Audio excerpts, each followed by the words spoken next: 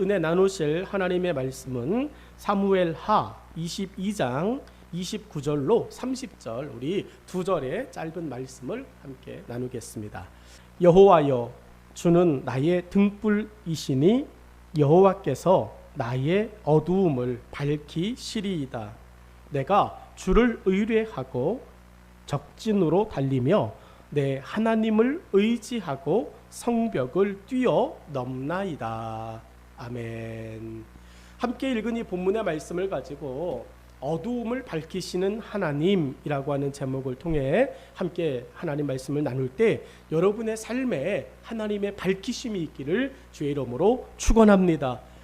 여러분, 어두움 속에 우리가 있을 수 있고 또 우리는 하루에 한 번은 어두움이라고 하는 것을 경험하게 되어집니다. 코로나19의 시대에 우리를 혼란에 빠뜨리는 일들이 다양하게 벌어집니다.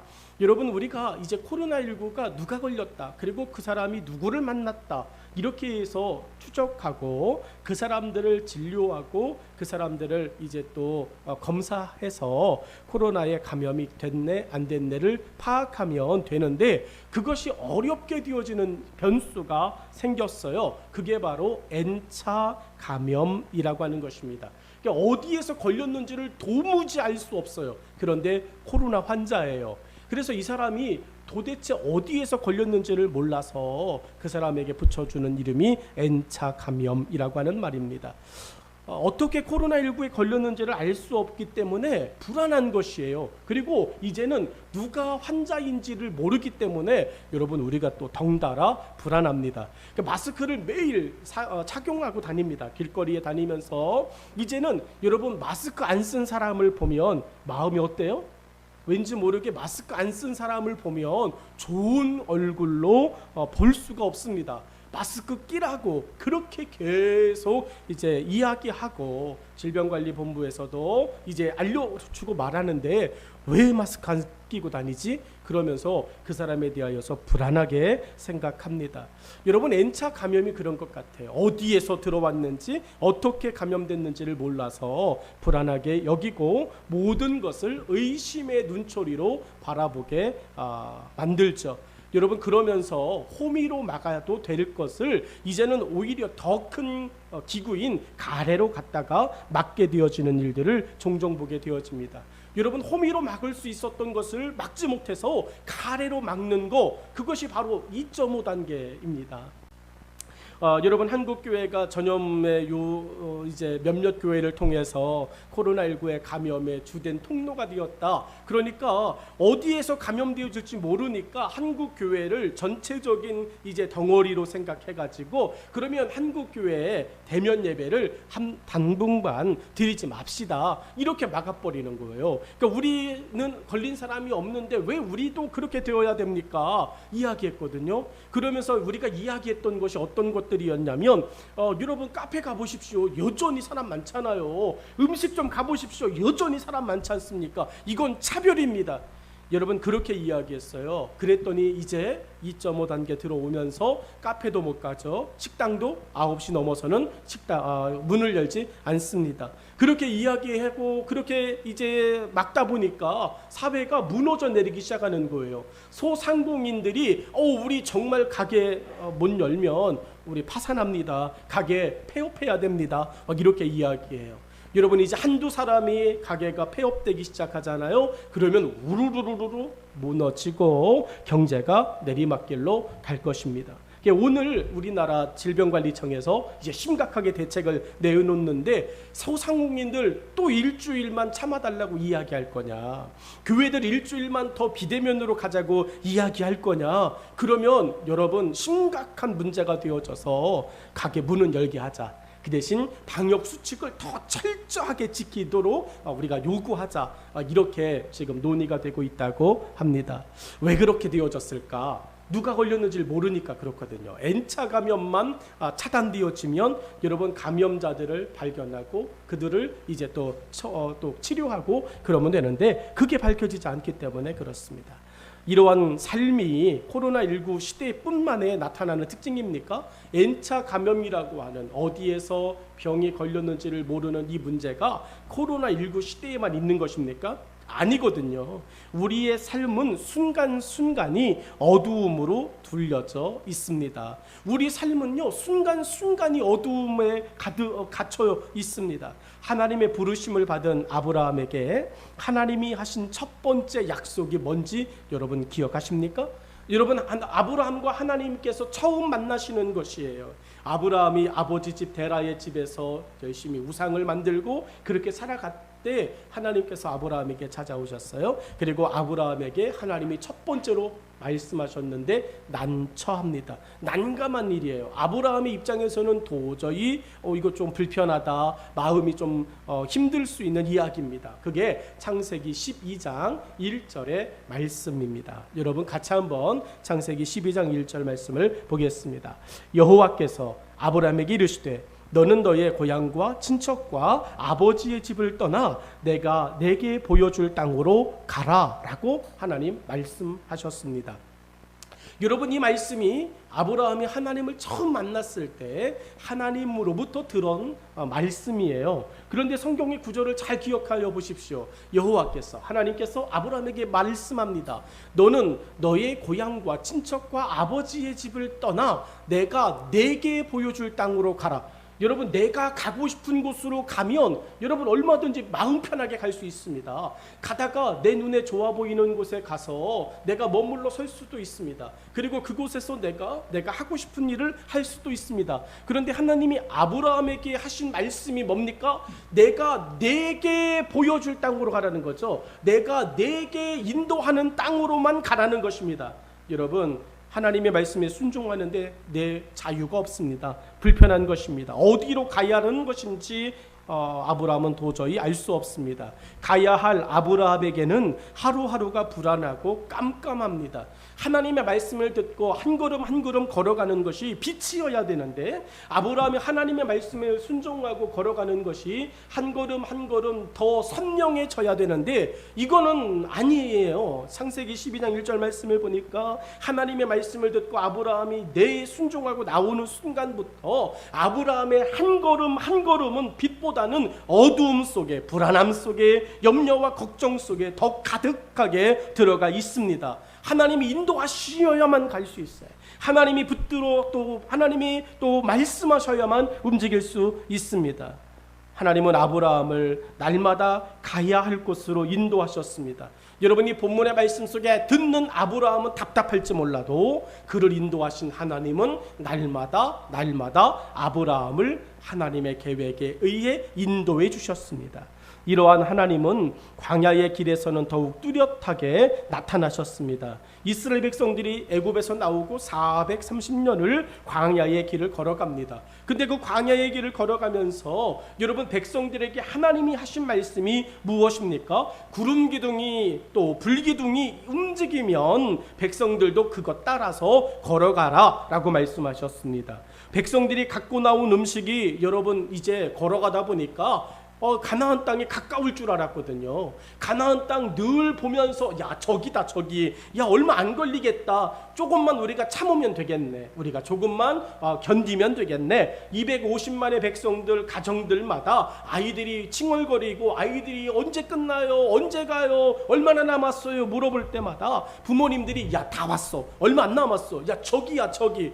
여러분 그렇게 이야기했습니다. 여러분 그 가정의 식구들이, 부모님들이 아이들과 함께 곧 갈 수 있을 것 같은 가나안 땅을 위해서 음식도 준비해 가지고 나왔습니다. 이 정도면 충분해. 이 정도면 한 2, 3일은 여유가 더 있게 준비한 거야. 그러니까 2, 3일 조금 더 돌아가도 괜찮아. 여러분 그렇게 그들은 가나안 땅을 애굽에서 출발할 때 빛 가운데로 나온 것입니다. 하나님이 모세를 통하여 기적을 보여주셨고 우리가 그 모세 따라 걸어가는 거야. 그리고 우린 여유도 있어. 여러분 그렇게 여유 있게 자기들이 준비하고 자기들이 가져 나온 것들을 하루하루 소비하며 걸어갔습니다. 그런데 그렇게 가까워 보였던, 그렇게 쉬워 보였던, 그렇게 짧아 보였던 가나안 땅이 여러분 결코 짧지 않은 것이에요. 구름 기둥 따라 불기둥 따라 그들이 움직였음에도 불구하고 여러분 그들이 광야에서 가지고 나온 음식이 드디어 떨어졌습니다. 여러분 굶어 죽게 되어졌습니다. 굶어 죽어야 될 위기가 그들에게 찾아왔습니다. 어두움이 별거겠습니까? 어두움은 여러분 아무것도 아닙니다. 어두움은 별일이 아닙니다. 그냥 소망이 사라지면 어두움입니다. 뭐가 사라지면 어두움이에요? 소망이 사라지면 어두움이에요. 여러분 우리나라가 코로나 방역을 잘했습니다. 야 이제 매일 확진자가 50명대로 떨어졌대. 여러분 소망이 가득했습니다. 야 우리나라에서 이제 됐다. 그런데 여러분 예기치 않은 곳에서 막 하루에 다시금 막 200명, 300명 기하급수적으로 쭉 늘어났습니다. 여러분 나라가 백성들이 여러분 그때부터 마음이 다시 무거워졌습니다. 왜 그렇게 무거워졌을까요? 왜 그렇게 어둠이 찾아왔을까요? 다 됐다라고 하는 소망이 사라진 거예요. 코로나19에 대해서 우리는 예방할 수 있다라고 하는 기대가 사라진 것입니다. 절망으로 뒤바뀌는 것은 아주 짧았습니다. 소망이 사라져가는 광야의 백성들에게 하나님은 하늘의 양식을 내려주셨습니다.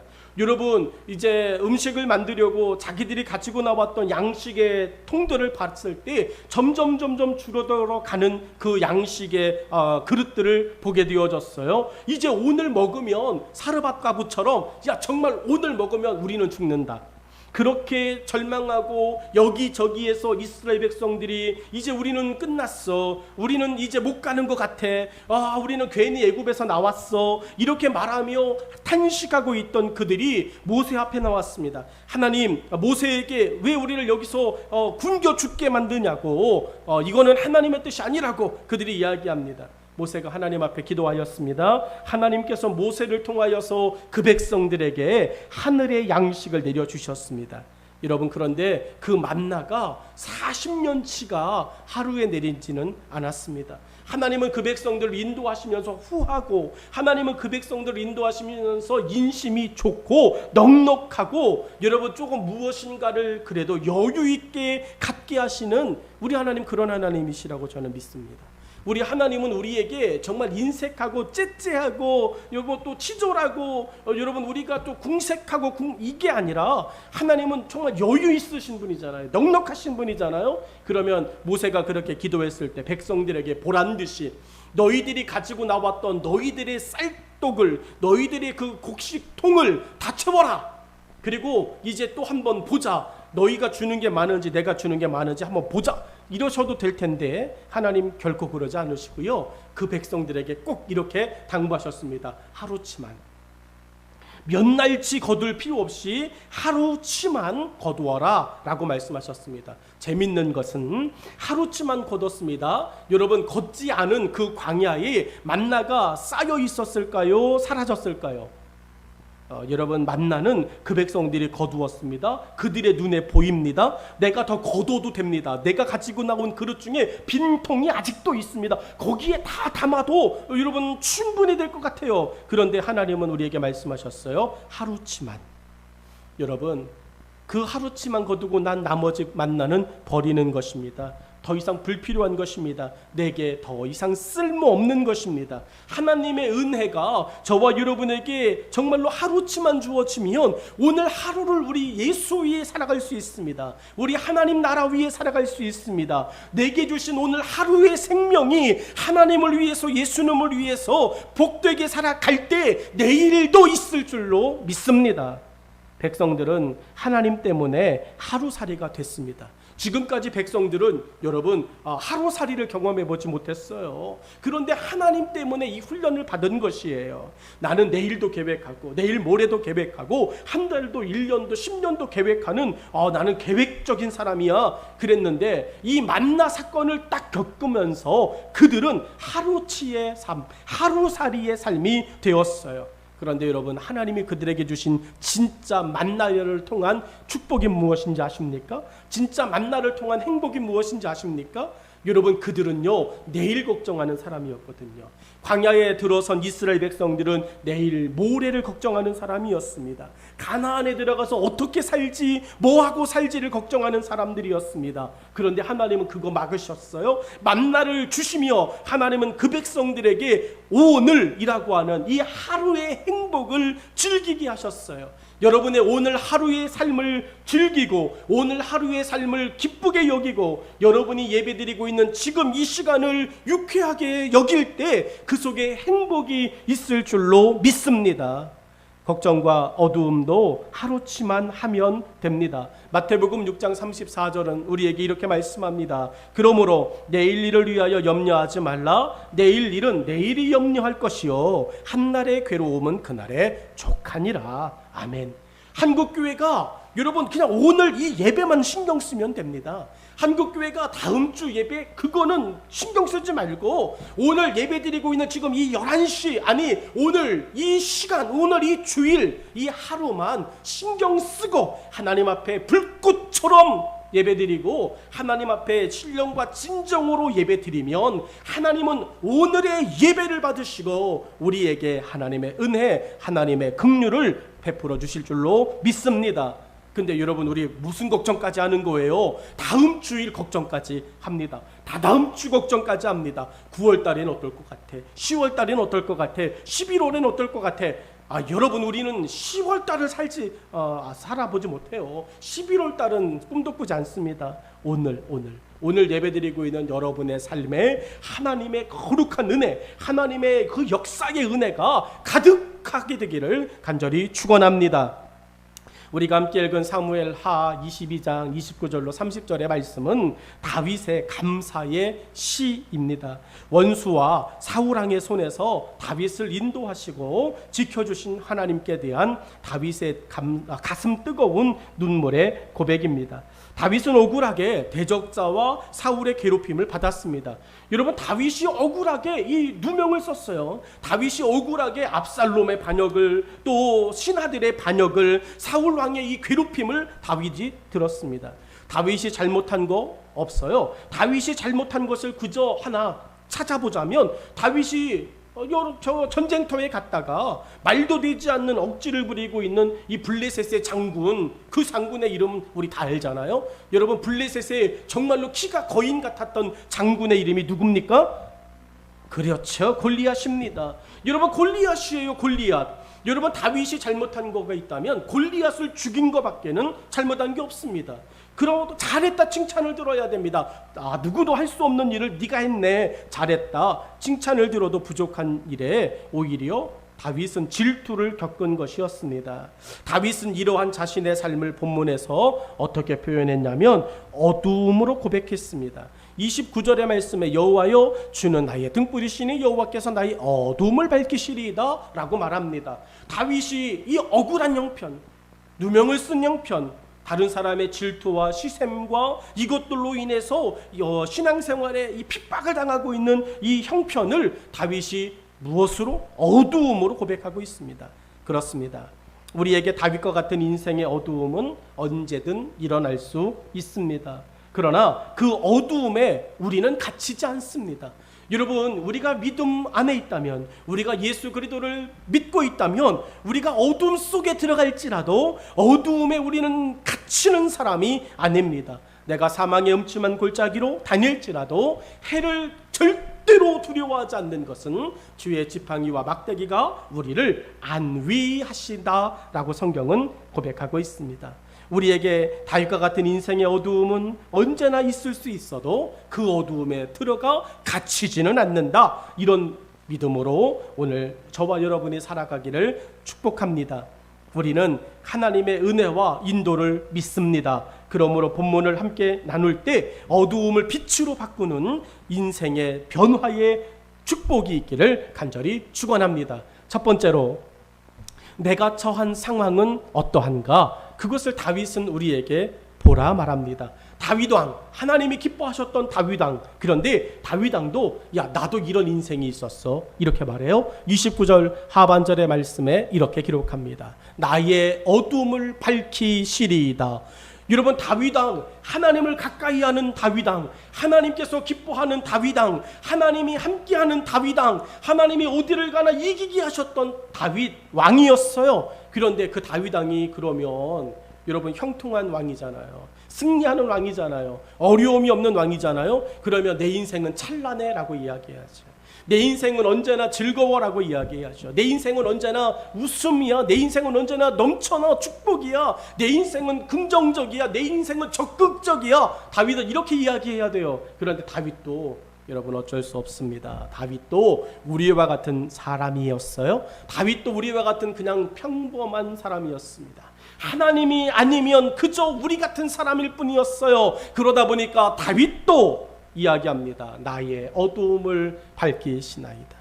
여러분, 다윗도 어두움이 있었던 사람이라고 고백합니다. 그러니 지금 마음이 어둡고 믿음이 어둡고 인생이 고달파서 힘들어하는 누군가가 있다면 여러분 괜찮습니다. 다윗도 그랬습니다. 그러니 우리 다윗이 찾았던 하나님 다시 찾고 하나님의 은혜 안에 저와 여러분이 들어가 살기를 주의 이름으로 축원합니다. 성경 속에서 고난의 사람을 꼽자면 단연 한 사람 등장합니다. 욥이라고 생각합니다. 고난의 순간 가장 많은 어려움을 겪고 가장 힘든 일을 당한 사람 욥입니다. 하루아침에 10명이나 되어지는 자녀가 말도 되지 않는 일로 갑자기 사망하고 자기가 가지고 있었던 많은 양떼와 소떼와 그런 재산들이 하루아침에 강도를 만나서 빼앗기고 심지어 멀쩡하던 자기의 몸에 종기가 나기 시작하더니 이게 하나 둘 몸에 퍼지기 시작하더니 머리에서 발끝까지 그 종기로 뒤덮여가지고 긁지 않으면 견딜 수 없는 그 가려움으로 손으로 긁다가 이제는 도저히 안 돼서 지붕의 기와장을 깨뜨려 그 날카로운 것들로 자신의 몸을 긁으니 종기보다 더한 상처로 인해서 피가 철철 나는 그 처참한 욥의 얼굴을 생각해 보십시오. 여러분, 욥은 이것을 여러분 막 3년에 걸쳐서 아니 막 30년에 걸쳐서 겪은 일이 아닙니다. 욥이 어느 날 갑자기 이거를 하루아침에 당했습니다. 아침에 자녀가 죽고 점심에 재산이 빼앗기고 저녁에 머리에서 발끝까지 종기가 나서 피가 철철 나는 그 아픔을 겪었습니다. 여러분, 순서가 뒤바뀌어도 상관없습니다. 어찌됐든 욥에게 하루아침에 이런 일이 당한 일입니다. 여러분, 상상조차 끔찍한 일을 욥은 당했습니다. 말 그대로 당했다라고 하는 표현이 너무 지나치지 않는 것 같습니다. 욥은 하나님도 인정할 만한 좋은 믿음의 사람이었습니다. 욥기서 1장 1절 5절에 내 종 욥을 보았느냐 그는 동방의 의인이요 악에서 떠난 자라고 하나님께서 입에 침도 안 바르시고 그냥 사단에게 자랑하셨던 사람이 여러분 욥이었습니다. 하나님이 누구를 만나면 누구든 붙잡고 욥을 보았느냐 욥을 보았느냐 내가 욥 때문에 산다. 야 진짜 욥 같은 사람이 없네 이러면서 하나님이 너무 좋아했던 사람입니다. 여러분, 욥이 어디를 가나 하나님께서 욥을 바라보시면서 야, 저 상황에서도 예배드리네, 저 상황에서도 찬송하네, 저 상황에서도 내게 나오네, 야, 욥 정말 좋다. 여러분, 하늘나라 하나님이 계시는 그 하늘나라에서 욥의 이름은 모든 하늘에 있는 사람들이 하늘에 있는 모든 대상들이 귀에 못이 박힐 정도로 들었던 이름, 하나님의 이름, 하나님의 입에 한 사람밖에 없었는데 그 사람의 이름이 욥이라고 하는 이야기예요. 여러분, 욥이 그렇게 좋은 믿음으로 하나님 앞에 너무너무 많은 사랑을 받습니다. 인정을 받습니다. 그런데 하나님과 사단이 갑자기 어느 날 말을 하기 시작합니다. 사단이 전 세계를 돌아다니면서 구경하고 난 후에 하나님 앞에 섰습니다. 하나님이 사단에게 말을 거셨습니다. 보았니? 욥? 그랬더니 사단이 이야기합니다. 그럼요, 봤죠. 이야기했더니 어떻디? 좋지. 야, 욥 정말 괜찮지 않냐? 여러분, 욥이 하나님에게 이야기합니다. 에이, 설마요. 하나님이 너무 욥에게 잘해주시니까, 욥이 받은 게 있으니까, 가는 정이 있으니까 오는 정도 있는 거죠. 에이, 하나님이 욥을 한번 살짝 건드려 보세요. 걔도 별 볼 일 없을 겁니다. 여러분, 사단이 하나님께 그렇게 욥에 대하여 자극을 주었습니다. 하나님은 욥을 믿었습니다. 에이, 그럴 일 없지. 그래, 좋아. 네가 욥의 목숨을 제외하고 한번 건드려 봐라. 여러분, 욥이 하루아침에 재산과 자녀와 건강을 잃어버린 것은 사단과 하나님이 진위 싸움에서 하나님이 너무 욥에 대하여 당당하심을 이기지 못하셔서 하나님이 욥을 사단에게 그래 맡겨보았던 그 일 때문에 일어나는 거예요. 믿음의 억울한 피해자가 있다면 욥이었다는 이야기입니다. 하나님의 욥을 믿는 당당함으로 욥이 치러야 했던 대가는 어마어마했습니다. 하나님이 욥을 너무 믿은 것 때문에 욥이 겪어야 되는 아픔은 너무 심각했습니다. 그러나 역시는 역시입니다. 욥은 자기의 고난과 어두움에서도 하나님을 향한 믿음과 자기를 돌아보는 깨달음으로 어두움을 자기 믿음의 성숙의 기회로 삼았습니다. 여러분, 그 정도 고난과 그 정도 이 문제가 왜 생겼지? 이 아픔이 왜 생겼지? 이 시험이 왜 생겼지? 그러면 여러분, 이 하나님 때문인 거 아니야? 혹시 이렇게 되어질 수 있어요. 그러면 하나님께 대하여서 이러시면 안 믿어요, 이렇게 나올 법한데 욥이 그 모든 일을 당하고요 오히려 깨달았어요. 하나님께서 내 믿음을 성숙하게 하기를 원하시는구나. 욥이 이렇게 고백했어요. 욥기서 1장 21절로 22절입니다. 이르되 내가 모태에서 알몸으로 나와 싸운즉 또한 알몸이 그리로 돌아가올지라. 주시니도 여호와시요 거두시니도 여호와시니 여호와의 이름이 찬송을 받으실지니이다 하고, 이 모든 일에 욥이 범죄하지 아니하고 하나님을 향하여 원망하지 아니하니라. 아멘. 여러분, 욥이 어떤 일에만 하나님 괜찮아요 이렇게 말한 게 아니라 욥이 당하고 있는 그 모든 일을 가지고 하나님을 원망하지 않더라 라고 성경은 말합니다.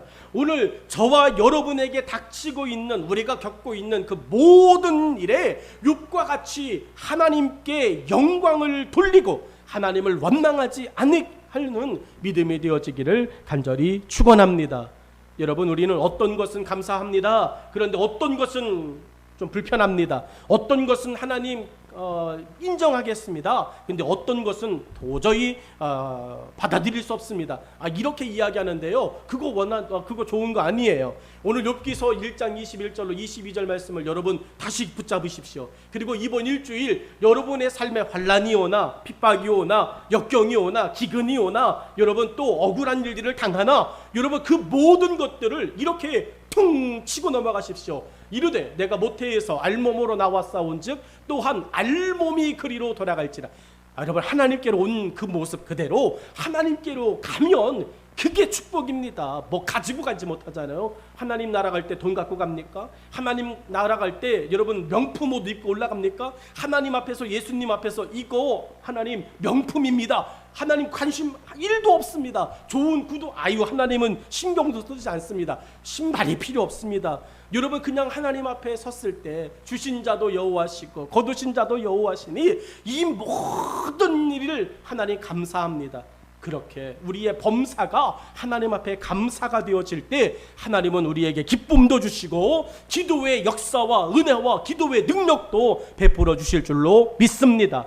여러분, 욥이 그렇게 하나님 앞에 자기 믿음의 성숙의 기회로 삼았습니다. 내가 처한 환경을, 내가 처한 상황을, 내가 처한 현실을 자기 성장의 기회로 삼는 것, 그것이 어두움을 밝히는 하나님이 우리에게 원하시는 것입니다.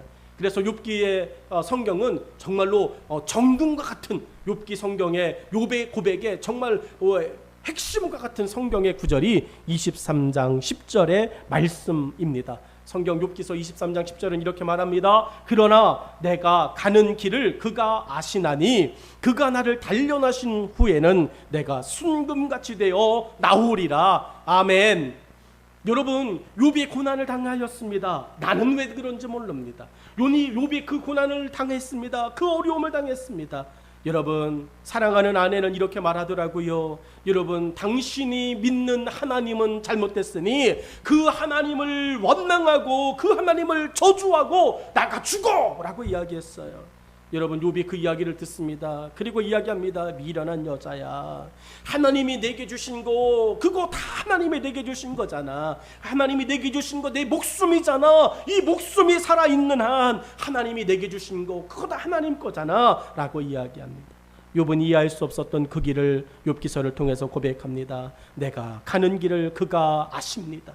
오늘 저와 여러분이 어렵고 힘들고 우리 성도들이 지치고 또 쓰러지고 우리 성도들이 경제적인 어려움을 당하고 그 어려움 속에서도 하나님의 것을 하나님에게로 드릴 줄 알아 10의 삶을 드리고 주일에 감사의 선교의 건축의 삶을 드리며 나된 것이 하나님의 은혜임을 고백하며 여러분이 살아갈 때 하나님이 여러분의 걸어가는 그 걸음의 길을 아시고 여러분에게 복의 복을 더하여 주실 줄로 믿습니다.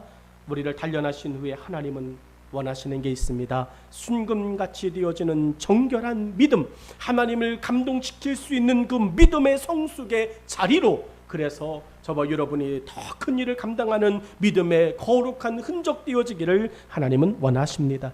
욥의 고백에서 다윗의 마음을 느낍니다. 본문의 다윗은 자기의 심정을 암울하게 고백했습니다. 지금 자신의 처지가 어떤지를 강력한 단어를 써서 표현했습니다. 나의 어두움이라고 하는 단어입니다. 이 말씀을 묵상하면서 이 말씀을 준비하면서 다윗이 자신의 인생을 고백하는 그의 인생의 고백, 나의 어두움이라고 하는 이 고백, 여러분 얼마나 힘들면 이렇게까지 표현했을까? 얼마나 힘들면 이렇게까지 자신의 인생을 어둡다라고 말했을까? 여러분 성경은 이 어두움에 대하여서 기록하고 있는데 창세기 1장 2절부터 이 어두움에 대한 이야기가 등장합니다. 1장 2절은 이렇습니다. 땅이 혼돈하고 공허하며 흑암이 깊음 위에 있고 하나님의 영은 수면 위에 운행하시니라. 하나님께서 해를 만들고 달을 만들고 별을 만들고 동물을 만들고 식물을 만들고 여러분 또 사람을 만들고 하기 전에 하나님 창세기 1장 2절에 땅이 혼돈하고 공허하며 흑암이 깊음 위에 있다라고 말합니다. 흑암이라고 하는 단어가 아시죠? 여러분 거물 흑자 쓰는 것이에요. 어두운 것입니다. 깜깜한 것입니다. 여러분 이 세상이 하나님의 손대시기 전에, 하나님께서 계획하시기 전에, 하나님의 말씀하시기 전에 어두운 것이에요. 우리 인생에 하나님의 말씀이 비춰지기를 주의 이름으로 축원합니다. 여러분의 삶에 하나님의 말씀이 들려주는 일주일 되기를 축원합니다. 하나님의 말씀이 없을 때 우리는 존재하는 것 같아도 어두움 속에 존재할 뿐입니다. 여러분 어두움은 하나님의 징계의 모습이기도 하였습니다. 출애굽기 10장 21절 말씀은 이렇습니다. 여호와께서 모세에게 이르시되 하늘을 향하여 내 손을 내밀어 애굽 땅 위에 흑암이 있게 하라. 곧 더듬을 만한 흑암이 이리라. 여러분 하나님의 백성들을 위하여서 축복하지 못하고 하나님의 백성들을 향해서 오히려 핍박하고 괴롭힐 때 하나님이 애굽 땅에 내리셨던 재앙 중에 하나가 흑암의 재앙이었습니다. 햇빛을 잃어버리는 거였습니다. 해가 사라지는 것이었습니다. 일상의 삶이 무너져 내리는 것이었습니다. 다시 말해 내가 어둠 속에 있나이다. 나의 어두움을 표현하고 있는 다윗은 자신의 일상이 무너져 내렸음을 이야기하고 있는 것입니다. 그리고 예수님께서 십자가에서 운명하시기 직전에 상황을 마태복음 27장 45절은 말합니다. 마태복음 27장 45절은 이렇습니다. 제6시로부터 온 땅에 어두움이 임하여 제9시까지 계속되더니, 예수님께서 십자가에서 고난을 당하시고 이제 운명하시기 직전의 이야기입니다. 온 땅에 어둠이 임하여, 여러분 주님이 사라지는 인생, 주님이 예수님이 떠나는 인생 속엔 어두움이 있을 뿐입니다. 다윗은 자기의 어둠 속에 있는 삶을 가감없이 고백하고 있습니다. 오늘 본문의 말씀을 묵상하면서 참 특이한 것은, 여러분 우리는 힘들고 어려우면 숨깁니다. 힘들고 어려우면 감추려고 합니다. 다른 사람이 내 고난과 내 어려움과 내 힘든 것을 느끼지 못하게 하려고 합니다. 그런데 다윗은 반대로 자기의 힘들고 어렵고 괴로운 인생을 하나님 앞에 고백하였습니다. 나 어둡습니다. 하나님 나 절망합니다. 하나님 나 아픕니다. 하나님 나 좌절하였습니다. 나 낙심하였습니다. 나 시험 들었습니다. 하나님 앞에 자기의 삶을 가감없이 고백합니다. 있는 모습 그대로 다윗은 하나님께 고백합니다. 왜요? 어둡기 때문에. 여러분 그 어두움에 다윗은 머물고 싶지 않은 거예요. 그 어두움에서 하나님의 은혜를 꿈꾸고 있는 것입니다. 자기의 상황을 있는 그대로 하나님께 고백하는 것이 믿음이라고 믿습니다. 다윗의 한마디는 우리에게 영적인 귀한 울림과 교훈을 줍니다. 다윗은 외식하는 믿음이 아니었습니다.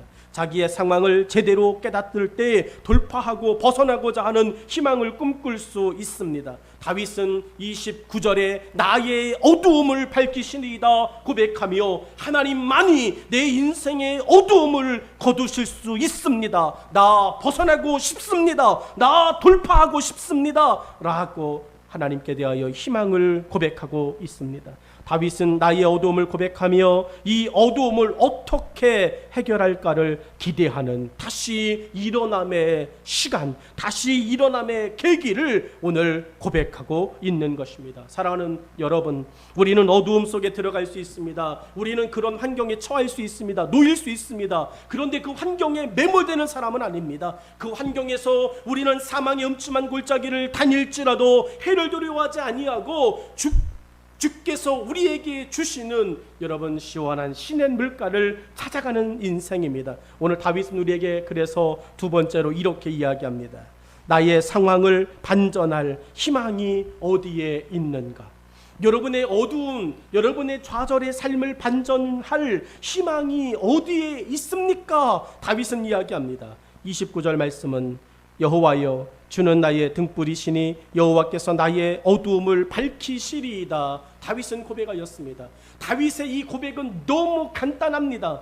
내 상황을 반전할 희망 하나님께, 이렇게 고백하는 것이에요. 오늘 말씀을 듣고 있는 여러분, 여러분의 삶을 반전시킬 희망은 하나님께 있습니다. 여러분 말도 되지 않는 것 같고 뭘 반전시키겠어. 그런데 여러분의 손에 들려져 있는 거, 그걸 가지고 하나님 앞에 기도하십시오. 여러분 빈 기름 그릇을 가지고 엘리사의 제자였던 선지자의 아내는 자기의 남편이 죽고 삶이 막막할 때 엘리사 선지자에게 우리 어떻게 살아갈까요? 엘리사 선지자는 그 선지자의 아내에게 이야기하였습니다. 선지생도의 그 홀로 된 아내에게 이야기했습니다. 온 동네를 다니며 빈 그릇을 준비해라. 기름 그릇을 준비하는 게 아니라 빈 그릇을 빌려와라. 그리고 그 빈 그릇을 부여잡고 하나님 채워주세요. 하나님 도와주세요. 내 상황을 반전할 희망이 하나님께 있음을 고백해라. 여인은, 그 선지생도의 아내는 엘리사의 말대로 동네를 돌아다니며 빈 그릇을 다 구해왔어요. 그리고 이제 엘리사가 기도하였을 때 빌려온 그릇들마다 기름이 철철 넘치게 되었습니다. 오늘 여러분의 삶에 좌절의 그릇들이 있습니다. 우리 상황에 반전이 필요한 삶의 영역이 있습니다. 믿음이든 삶이든 경제든 건강이든 관계든 직장이든 반전이 필요한 것이 있습니다. 그곳의 희망은 예수 그리스도, 그곳의 희망은 살아계신 하나님이신 줄로 믿습니다. 오늘 여러분, 그래서 다윗은 첫 번째로 내 삶의 반전의 희망을 기대하며 이렇게 고백합니다. 여러분 29절 첫 부분엔 이렇게 고백하죠. 여호와여 주는 이라고 다윗은 고백합니다. 하나님의 존재하심을 인정하라라고 하는 말입니다. 여러분 하나님의 존재하심을 다윗은 인정합니다. 여호와여 주는.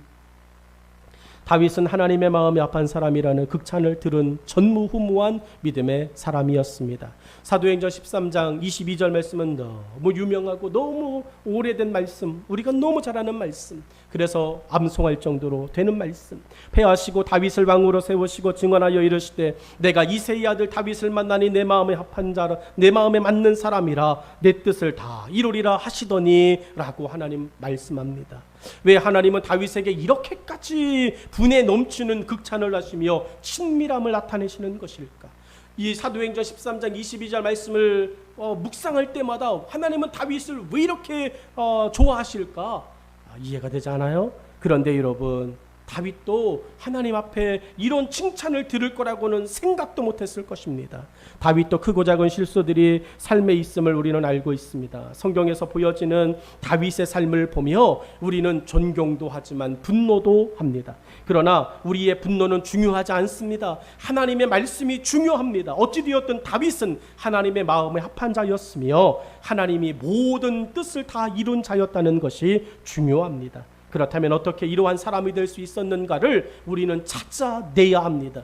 그 중에 하나의 힌트가 될 만한 것이 본문에 있습니다. 다윗은 어디서든 하나님의 존재하심을 인정하는 자였습니다. 자기가 상대할 수 없는 환경 속에서도 다윗은 하나님의 존재하심을 인정하는 용기가 있었습니다. 사무엘상 17장 34절로 36절 말씀을 보면 다윗이 사울에게 말하되 주의 종이 아버지의 양을 지킬 때에 사자나 곰이 와서 양떼에서 새끼를 물어가면 내가 따라가서 그것을 치고 그 입에서 새끼를 건져내었고 그것이 일어나 나를 해하고자 하면 내가 그 수염을 잡고 그것을 쳐 죽였나이다. 주의 종이 사자와 곰도 쳤은즉 살아계시는 하나님의 군대를 모욕한 이 할례받지 못한 블레셋 사람이리까 그가 그 짐승의 하나와 같이 되리이다 라고 다윗은 사울 왕 앞에서 용기 있게 이야기했습니다. 여러분, 다윗이 뭐라고 이야기합니까? 여러분, 어디서든지 하나님을 인정합니다. 그렇게 인정하고 골리앗을 향해서 다윗은 달려가기 시작합니다. 다윗의 이 말 한마디는 시원한 사이다와 같은 말이 되었습니다. 45절 말씀인데 다윗이 블레셋 사람에게 이르되 너는 칼과 창과 단창으로 내게 나오거니와 나는 만군의 여호와의 이름 곧 내가 모욕하는 이스라엘 군대의 하나님의 이름으로 내게 달려가노라 라고 다윗이 이야기합니다. 이제 다윗과 골리앗이 이제 눈에 보일 만큼 이제 만나게 되었습니다. 다윗 앞에 골리앗이 서 있습니다. 골리앗도 다윗을 바라볼 수 있습니다. 얼마 되지 아니하는 아주 짧은 이제 사이가 되었습니다. 그때 다윗이 51절에 행동합니다. 다윗이 달려가서 블레셋 사람을 밟고 그의 칼을 그 칼집에서 빼내어 그 칼로 그를 죽이고 그의 머리를 베니 블레셋 사람들이 자기 용사의 죽음을 보고 도망하는지라. 여러분, 말도 되지 않는다고 말렸습니다. 너는 안 된다라고 말렸습니다. 그런데 그 어린 소년 다윗이 골리앗을 죽일 수 있었던 이유는 하나님 인정하는 거였습니다. 살아계신 하나님, 내가 사자와 내가 곰의 입에서 하나님께서 맡기신 양을 뺏어 왔듯이 저 골리앗의 백성 손에서, 골리앗 장군의 손에서 하나님의 백성들을 지키겠습니다. 하나님을 인정하는 다윗 앞에 하나님은 그래 인정해 주셨습니다. 어떻게 이런 일이 가능할 수 있었습니까? 하나님의 존재하심을 인정하는 것이에요. 잠언서 3장 6절은 너는 범사에 그를 인정하라 그리하면 내 길을 지도하시리라 라고 말씀합니다. 어두움에 있는 사람이 하나님을 인정하면 하나님은 우리를 인도하십니다. 우리에게 새빛을 비추시고 어두움을 벗어날 수 있는 길을 보여주십니다. 그래서 시편 97편 11절은 이렇게 말합니다. 의인을 위하여 빛을 뿌리고 마음이 정직한 자를 위하여 기쁨을 뿌리시는도다. 예수 믿는 사람들을 위해서, 하나님을 인정하는 사람들을 위해서 하나님은 빛을 뿌려 주십니다. 다윗은 그렇게 하나님을 인정하였습니다. 그리고 하나님께서 내 인생의 등불만 되어 주십시오 고백하였어요. 29절의 말씀이 나의 등불이시니 여호와께서 나의 어둠을 밝히시리이다. 다윗은 하나님의 존재하심을 보다 더 구체화하고 있습니다. 이것이 다윗이 가진 믿음의 특징입니다.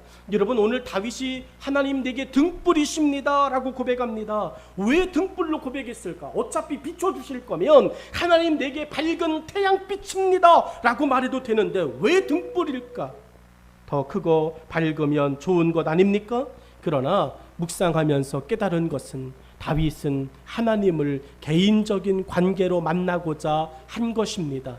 공동체, 대중적이며 일반적이고 보편적인 하나님과의 만남이 아닌 은밀한 중에 만나는 개인적인 관계를 다윗은 등불이라는 단어에서 말하고자 한 것입니다. 예수님은 삭개오와 개인적인 만남을 가지셨습니다.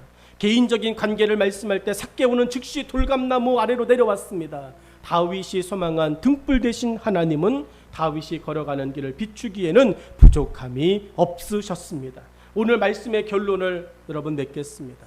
다윗의 고백처럼 우리는 어두움의 수시로 들어갑니다.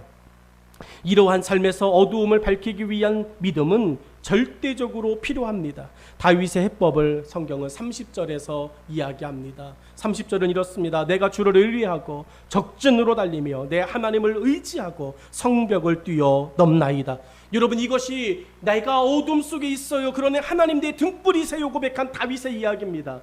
여러분, 이런 믿음의 결단과 이런 믿음의 용기가 이번 일주일 여러분의 삶에 채워질 때 여러분의 인생의 어두움을 뛰어넘는 하나님의 밝은 인도하심이 역사하게 될 줄로 믿습니다. 하나님을 의뢰하십시오.